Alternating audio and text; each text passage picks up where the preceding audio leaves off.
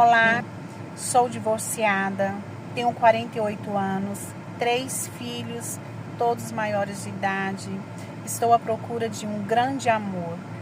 Sou carinhosa, gosto de viajar, principalmente nas férias, praias, finais de semana, sempre estar saindo, divertindo para um jantar.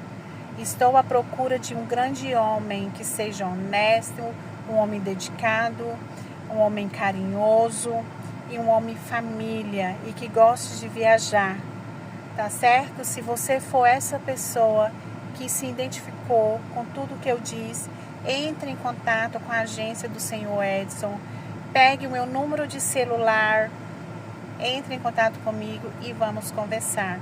Quem sabe você é minha alma gêmea, tá certo? Um abraço, fica todos com Deus.